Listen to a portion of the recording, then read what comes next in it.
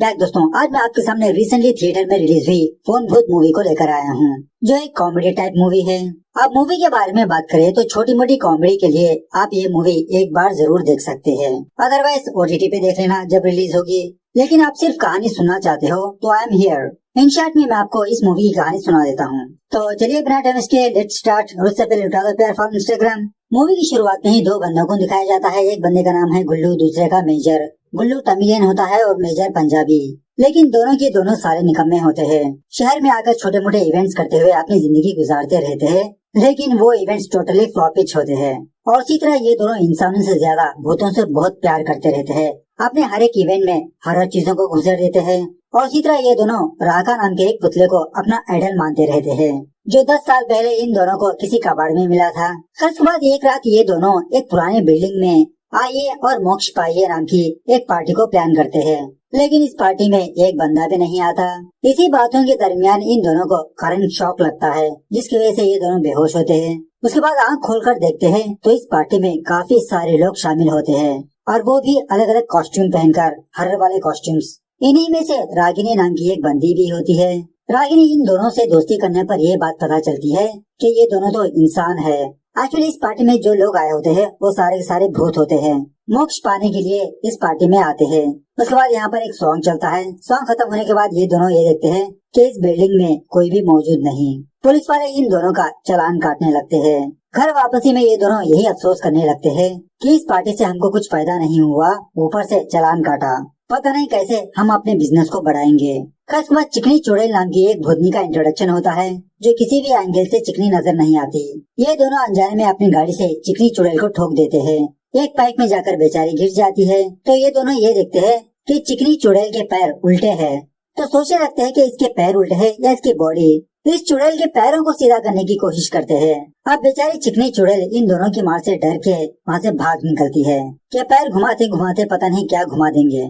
खास बात जब ये दोनों अपने घर आते हैं, इनके घर में ऑलरेडी रागिनी आ चुकी होती है। इन दोनों को समझाने लगती है कि एक भूत है, मतलब गुल्लू और मेजर भूतों को देख सकते हैं, इसीलिए रागिनी इन दोनों के घर आती है। इन दोनों को अपना एक प्लान का आइडिया बताने लगती है कि मैं जानबूझ के इंसानी के बॉडी में जाऊंगी, तुम दोनों नाटक करके उनके बॉडी से मुझे बाहर निकालो, तुमको पैसा मिलेगा, तुम्हारा बिजनेस भी अच्छा चलने लगेगा, मैं तुम्हारी हेल्प करूंगी। लेकिन ये दोनों रागिनी को मना करने लगते हैं कि हम दोनों धोखे से पैसे नहीं कमाते, यू कैन लीव नाउ। सो रागिनी वहाँ से जाने के बाद गुल्लू और मेजर ये दोनों रागिनी का आइडिया चुरा लेते हैं। सोच लेते हैं कि ये दोनों भूतों को पकड़ेंगे, एक नई कंपनी को स्टार्ट करेंगे।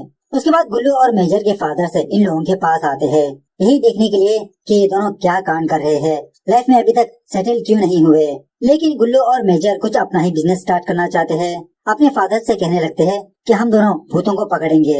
इन दोनों के फादर्स कहने लगते हैं कि भूतों को बाद में पकड़ लेना, पहले हम दोनों तुम्हारे ऊपर 5 करोड़ रुपए खर्चा किया, वो 5 करोड़ रुपए लाओ। ये दोनों अपने फादर से कुछ मोहलत मांगने लगते हैं पैसे लौटाने की। अगर पैसे लौटा नहीं पाए तो अपने फादर्स के बताए हुए तरीके पर जॉब कर लेंगे। उसके बाद गुल्लू और मेजर ये दोनों फोन भूत नाम की एक कंपनी स्टार्ट करते हैं, भूतों को पकड़ने वाली कंपनी। अपने खुद का फोन नंबर बनाते हैं, प्रोग्राम डिजाइन करते हैं, कॉस्ट्यूम्स डिजाइन करते हैं, पैम्फलेट्स छपाते हैं, एडवर्टाइजमेंट करते हैं। लेकिन इन दोनों को एक भी जेन्युइन कॉल नहीं आता, सारे के सारे फालतू कॉल्स आने लगते हैं, इन दोनों का मजाक उड़ाने लगते हैं। लेकिन फाइनली इन दोनों को एक दिन जेन्युइन कॉल आता है।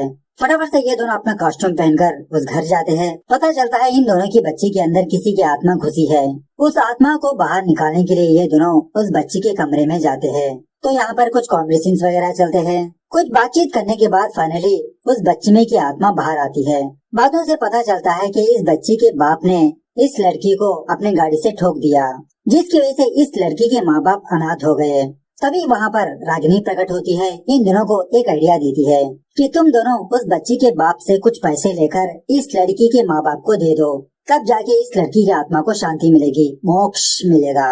तो उसी तरह से ये दोनों उस बच्ची के फादर से 10 लाख रुपए लेते हैं। घर वापसी में ये दोनों यही सोचने लगते हैं कि सारे पैसे ये दोनों हड़प लेंगे, क्योंकि इन दोनों को पैसों की जरूरत है। लेकिन इनके पीछे तो हमेशा रागिनी रहती है। सो रागिनी इन दोनों को उस लड़की के माँ बाप के पास ले जाती है।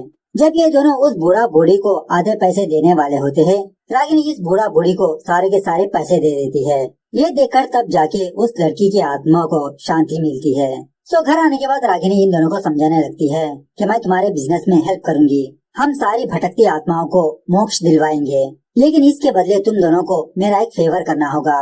जब टाइम आएगा तभी मैं तुमको ये बात बताऊंगी। तो इस तरह से ये तीनों मिलकर जगह जगह पर आत्माओं को ढूंढने लगते हैं। उन भटकती आत्माओं की ख्वाहिश पूरी करके उनको मोक्ष देने लगते हैं। इस तरह से इन दोनों का बिजनेस जबरदस्त हिट होने लगता है।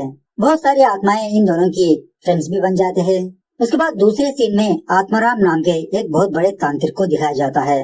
आत्माराम के पास भी काफी सारी आत्माएं होती है और एक और बात यह है कि आत्माराम के पास एक अजीब की शक्ति होती है। बहुत सारी आत्मा इसको अपना सरदार मानते रहते हैं।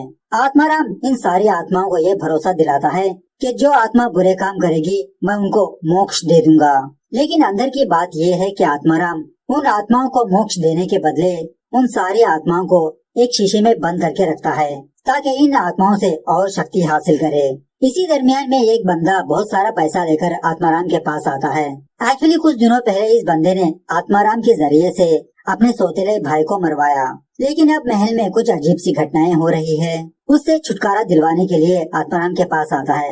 आत्माराम कहने लगता है कि अब मैं तुम्हारी हेल्प नहीं कर सकता, 2 दिन बाद ही मैं तुम्हारे महल आऊंगा, क्योंकि 2 दिनों बाद चंद्र ग्रहण है, उस दिन आत्माएं वीक होती है।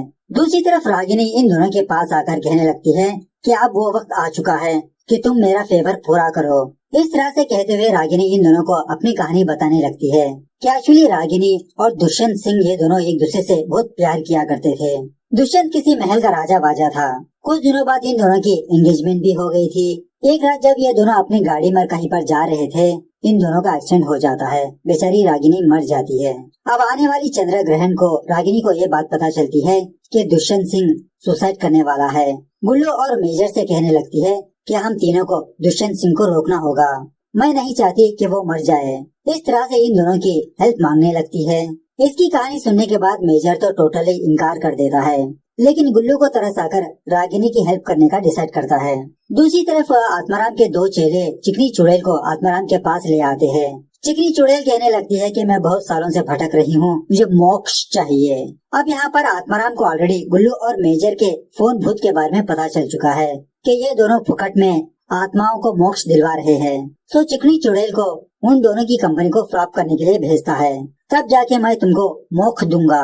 दूसरी तरफ रागिनी गुल्लू को लेकर अपने महल जाने लगती है, वो भी धीरे धीरे।